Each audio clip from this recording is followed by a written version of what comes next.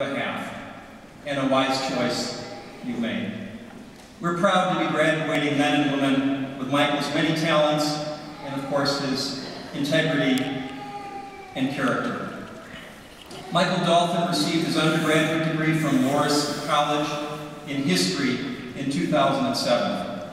During his time here at the law school, Michael has served as senior editor of the Journal of Law and Public Policy, and he's been a member of the school's trial advocacy team. Michael was our trial team's top overall advocate. As you can see, Michael served the law school in many visible ways. He's also served our country as a United States Marine between 2003 and 2011. Attaining the rank of sergeant and as a squad leader, Michael Dolphin has successfully completed two tours of duty in Iraq, in 2005 to 2006, and then again in 2009, which interrupted his first year of law school studies for one academic year. Please join me in thanking Michael Dolphin for his dedicated service to our country.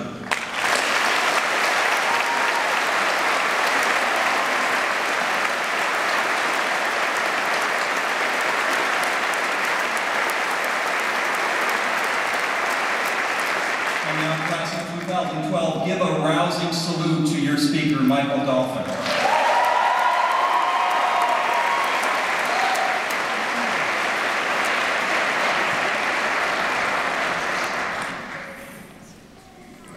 I'm humbled. Thank you. A number of years ago, I wrote in a personal statement that I submitted to this law school that because of the ethical challenges and complexity in the law, the world doesn't need just another lawyer. What the world, what our country, what our state, and what this community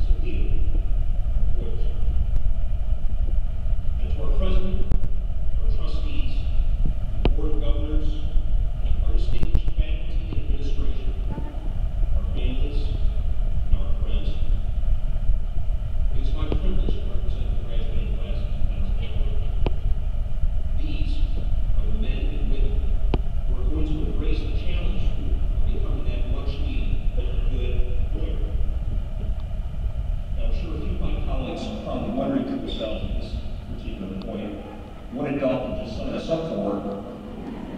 And more importantly, do we have to listen to him? Allow me to test my skills of persuasion. See if I can convince you that becoming a leader of lawyers is a worthy and tenable goal, and it's a goal for which you've been preparing these last years. To be a leader of lawyers, one must have the desire to serve others. Now, we came to St. Thomas with the desire to serve, and this was cultivated through lessons learned in the classroom and beyond the walls of the law school. One of the truths we were able to discern through a focus on morality and social justice is that many people require access to the law. And it's our job to find ways to satisfy that requirement. We've learned about the aspirational goals of the profession regarding professional conduct and service. But what sets you apart is your ability to transform what is aspirational into the foundation upon which you will build your personal and professional lives. You are ready to serve. To be a leader of lawyers countless case studies and symposia over the last years, we've seen instances on both the international and domestic stages where the courage being one person in our profession can make all the difference. Now, we revere these individuals because we know that the courageous thing is often the most difficult thing to do. But our education has been all about making the right decision when things are tough.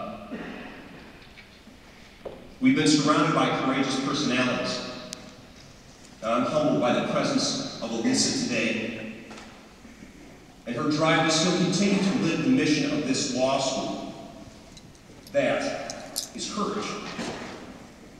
And I would be remiss if I didn't mention on the decade celebration of this law school the courage demonstrated by our dean, Thomas Menger. Dean Menger, you've been a shining example of what can be accomplished when a leader finds his strength through empowering those around him. That is courageous. To be a leader, you must know how to be a part of the team.